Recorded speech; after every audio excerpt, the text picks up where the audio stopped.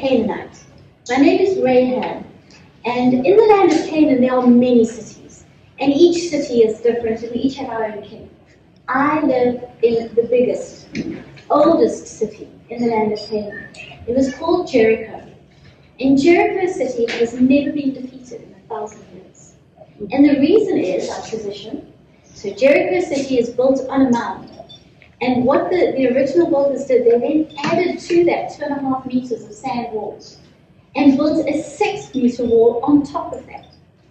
We have an ancient spring in the middle of our city, so nobody gets in, and we can withstand sieges for months. But Canaan is not all good. In Canaan, we have 234 different gods. The head god is Baal, who's the god of war, the god of nature, and his sister wife, Ashereth. And Ashereth is the god of fertility, but she demands human sacrifice. In fact, every Canaanite woman in our city has to give up her firstborn son, and they are burnt on an altar to the goddess Ashereth. I live in the outer wall. The walls, there are 2 layers of walls in Jericho, and a very outer wall, we have houses built into the wall. And then there's an inner wall, which protects the royals and the wealthy. Needless to say, I was not one of those. So I lived in the outer wall. And in fact, I quite liked it. My window looked right over the plains towards the Jordan River. And I'm unmarried, for reasons of my own. And I live alone. And in this society, it's quite hard to make money as a woman. So I'm quite creative. I have turned my little home into an inn. And travelers from outside can come and stay. I have space for 2 or 3 guests. And I provide meals. And I provide refreshments for the town people too. And for a little bit of coin, a little bit extra. And over and above that, I also dry out flax. And I pull the fiber from the flax and I sell it to the market. And they make it into linens and fine fabrics. So I get by. And my life is okay. It's fairly content. But I'm sure that we're made for something more. And my father says I'm a rebel for not wanting to get married. And my mother just says I'm her despair. But there's something out there that must be more than these gods that we serve. And as a little girl, I would sit with my grandfather peeling those flax threads out. And he told me stories of these people who lived out in the desert. And they were a people from far away. They had lived in Egypt for hundreds of years, but they never took on the Egypt identity. And eventually the Pharaoh in the land was afraid of them because there were so many. And he started to treat them really harshly. And he enslaved them and took away all their rights and privileges and abused them. And they started to cry out to their God. And they had a God unlike any that we had in heaven. They had one God. They called him Elohim, the one true God. And they worshipped him, and the story goes, they pleaded for him to save them. And he did. Without them sacrificing their children, he did. He raised up a man who was brought up in the palace. And this man came back from being in exile and went before Pharaoh. And he demanded that Pharaoh let the people go. And when Pharaoh refused, this God brought down 10 plagues on that land. Plagues that mocked every god they worshipped. And eventually Pharaoh told them to go. And they packed their belongings quickly and they were ready and they left. But when they were facing the Sea of Reeds, Pharaoh sent his army after them. And this army was coming to annihilate them. Rather they be dead than him just lose his slaves and free them. And stuck in that place, this leader Moses raised his rod, and the Sea of Reeds parted. And they walked through on dry land. And the story goes that when the Egyptian army tried to follow, the waters came pouring back down and annihilated them. And the people of our land fear these Israelites. We tremble because their God is great. They say that in 50 years they've walked in the desert. They've never needed new shoes. And every day, food comes down from heaven for these people. every single day. Now, that's the kind of God I'm interested in serving. He cares about them so much. When they're thirsty, He brings water out of the rocks. So I was fascinated from little about these people, and just thought when visitors came to hear more about these Israelites and their God. And I even told my brothers I would love to meet an Israelite. Maybe I'd even marry an Israelite, not marrying the Canaanites. And they said I was insane, because the Israelites were a very moral people. And they would look down on my rather interesting way of earning money. But still I was interested. And then we heard that the Israelites were now camped across the Jordan River, not that far away from us. And the king of Jericho was very, very nervous, because these Israelites had already taken out two Amorite kings. So he called for guards on the walls, and we were preparing for a siege, because we had heard that their God had promised them our land, and the way into Canaan was through the city of Jericho. So I had gleaned this from all the travelers who would come in. I would hear the stories. And then we heard that they had crossed the Jordan River. They shouldn't have been able to cross, because the snow on Mount Hebron has just melted. The spring tides are in, and the river has flooded its banks. There's no way to cross it, it's just where they can. But the travelers told him that their priests who worshipped their God carried one of their relics, and as their white robes touched the water and their ankles were in the river Jordan, the river dried up. And the priest stood holding this ark in the middle of the river of 40,000 people into the land of Canaan. And then the priests had simply walked out. And as the last sandal left the waters came flooding back down to the Sea of Rahab.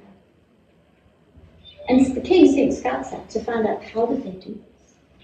And the scouts went about 26 kilometers further north. And at the city of Adam, there had been a massive landslide across the Jordan River. But the people who lived there said it wasn't just the landslide. For the water stood up as if the very breath of God was holding it in place. So our hearts in the city quaked. These people were across the river. We were the next barrier into Canaan. And the king called for higher watches on the walls, because we knew at some stage they would be coming. And my little inn continued to work as I normally did. And the one night, it was quite a busy night. And a lot of the townsmen were escaping their rather grumpy wives, and had come to visit in my inn. And they were having a good drink and something to eat. And amidst them all and the noise and the laughter, I saw there were two strangers sitting over there. And I served them, and their accents were different. And their clothes were a little bit different. But we had a lot of strangers in Jericho. It was quite a big city. So I didn't take too much notice. The newcomers came to the inn, and they came running in, and above the noise they shouted, "You won't believe it. The king says there are Israelite spies in our city right now. He's hunting them right now." And it just happened that I had been clearing a table, and I glanced up, and those two strangers shrunk back into the shadows and pulled their shawls a little bit further over their heads. And I just knew, these were Israelites. So I went over and demanded my coin. That's what I do. And as I was there, I just leaned a little further forward and I said, "Don't make a fuss, but I will help you. Stand up and put your arm around me, one of you, and follow me up the stairs." And this was something that, to be honest, happened a lot. So nobody And so they did as I had told them. But we went up past the sleeping quarters, and I took them up onto the roof. And I said, "You don't have time. Just do as I say, and I will save you." And I went to where the flax were drying, and I parted them, and the smell of damp vegetation came up, and I made a little hollow. And I didn't get it. Just lie flat, and don't make a sound till I come back. And I pushed the flax back and made it so you could not see I had moved it. And then I walked back down the stairs, and I just carried on working, serving tables. But my heart's not pounding. If these men are found in my home, the penalty will be death, for me and my family. But I kept on with my story. So, right, come, go on, home to your grumpy wives. I'm done with you. Walk you go. And the two travellers who were staying the night went up to their rooms, and I tidied up and waited for the streets to quieten down a bit. And as I was finishing sweeping the floor, there was knocking on my door. And I went and I opened it, and there stood 5 royal guards. Feigning nonchalance, I leaned against the door, praying, "Hello, boys. Fancy a drink or something more?" And they said, "Rahab, we're not here for that. The Israelite spies, the king knows they are here. Send them out now." "Oh, you mean those guys with the big beards and the funny accents? But they left hours ago. But if you rush, you might catch them. They were heading down to the city gates." 3 of them peeled off and ran. And the other 2 looked at me and said, "My father says never trust the word of a whore. Do you mind if we just check yours?" "Be my guest, just wipe your feet up." And I heard them rousing the travellers, and they went into the kitchen, they went into my room and up onto the roof, and I had to sit on, I just sat on the terrace floor because my heart was doing this in my chest and my legs were like jelly. But quite quickly, they came running back down. Without a word, they were gone. I closed the door and I bolted it behind me. And when I had strength back in my legs, I went back onto the roof and I opened up the reeds. And up sat 2 very sweaty, very stinky men. And I helped them out and we put the reeds back. And I said, "Come down inside because my neighbours can see onto the roof." And they went inside and they said, "You've saved us." "Yes, I did save you." I said, "But why would you do this? Why would you risk your life for us?" And I had to be totally honest with them. I said to them, "I have saved you because I know your God has given you this land. And I know you are going to come and take Jericho from us. And when you do, remember me and save me and my family for what I have done for you today." And they agreed. So inside that I put them in a little storeroom and I said, "Just stay in here quiet, just until the noise dies down in the city, just until the last guard patrols have moved off from the outer wall. And I will come and fetch you, and I will help you, but don't move." And I gave them my blanket from my bed to lie on, and I just waited for a few hours. I packed them a water skin and a little bit of food. And I went and found a long scarlet rope. And I went back to them. It was the small hours of the morning, and it's deathly quiet and the air is cold. I took them up to my room. And I said, "I'm going to attach the scarlet cord, and you can climb down the outer wall. But don't go down to the ford where you swing off campus, because the guards are going to be looking for you there. Go up into the hills for 3 days. By then, the patrols will have come back, and it will be safe for you to rejoin your plan." And I said, "And don't you forget what you promised me. You have promised salvation for me and my family, my parents, my brothers and sisters, and all they belong." And they said, "We won't forget. But here's our part of the deal. You must make sure that the scarlet thread stays hanging from your window, so we know who to save. And your family must be in this house.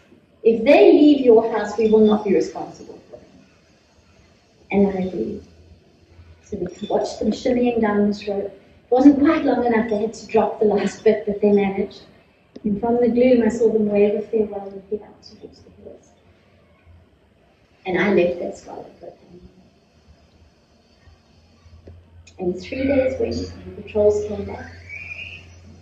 And the word was there were no body bags, there were no prisoners. I think the spies were coming. And I carried on with my business, but now the whole city was on high alert. The gates were locked day and night. No one went in, no one went out. They were rationing water, rationing food, because we were preparing for a siege. And then one day, we heard that the Israelites were coming. And when I looked out of my bedroom window, making sure that cord was still there, I looked out the window and you could actually see them coming. They weren't being led by their leader Joshua. They were being led by the priests. And the priests didn't carry swords. The priests carried these huge ram horns called shofar. And as they approached the city, they lined up. The priests in their white and gold in the front, the men behind. And they had swords with them, but they were holding their swords. And then they began to blow those horns and march all the way around the city of Jericho. And then not a sound, no battle cries, just the sound of the horns. And when they got back to the gate, they dispersed and went back to their camp. And they didn't do this for one day. They did it for 6 days. They would come. Eventually the soldiers were shouting insults at them from the wall. Like, what are you hoping to do? Vibrate us down? You know? What do you think you're doing? There was a little bit of a false bravado, because we knew their God could do things in a way nobody else did. And then the 7th day came. And we were still squashed up in my tiny little house, the scarlet cord still hanging. And we saw them go around once, and then again, and again. 7 times they went around those walls. And on the 7th time, you could feel a shift in the air. They turned and they faced the city walls. And those priests blew on those shofars. And with one voice, the whole army shouted out the name, Yahweh! And as they shouted, we felt the wall start to vibrate. And we stepped back holding on, and we had to sit down, for the whole wall was shaking. We ducked down, holding on to each other as the dust clouds fell. And then we looked out from one little window, and the wall of Jericho was falling. It was falling inwards against the inner wall, and those soldiers pulled out their swords and marched over the wall. The rocks had fallen against our door. We could not have left if we wanted to. But we could hear the battle cries. We could hear the screaming. And we waited. And I prayed to that God, Yahweh, don't you forget me. And then we heard someone moving the stones again. And I stood in front of my brothers and sisters waiting. Who's going to come through the door? Is it a soldier? It was a spy. One spy had particularly nice eyes. And he said to me, Rahab, our fight is not with you and your kin. Come, I will see you to safety. We didn't need 2 invitations. We grabbed our children and we left. And as we walked over that rubble, I turned and looked back, and you cannot believe what I saw. For the whole wall of Jericho had fallen except one piece, from which hung a scarlet thread. And they took us back to the camp, and we had to stay outside because we weren't allowed in. We were foreigners. And I watched as the soldiers came back. And they came with no booty. Now when you take a city, you take their wealth, their women, their children, their animals. They came with nothing. And the spy said to me that this was the ban that God had put, that they could keep the silver and gold for God's temple, but everything else was to be destroyed. And my little family sat and watched as they burned Jericho to the ground. We were the only survivors in the city of 2,000. And we heard their leader Joshua make a speech, declaring an oath over Jericho that anybody who rebuilt the city, with the foundations, their firstborn will die, and with the gates, their lastborn. And it was a curse on the land. And we were allowed to undergo purification with the priests. You know, they welcomed us into their tribe. Even though we were their enemy, they welcomed us in. They taught us more about Yahweh. And you know me, who's never going to get married to a Canaanite man? I married that spy with the nice eyes. But today we have a son, his name is Boaz. And I didn't know it at the time, but one day a great lineage would come from my son. And I was part of the Israelites as they took the land of Canaan. And I will never forget God's faithfulness. I still tell my husband God sent him as a spy into that city just for me. Because they didn't find any intel to teach them about our land to take it. They didn't need it. Because they had Elohim Yahweh on their side. But I was saved, and my family with me, because of the faithfulness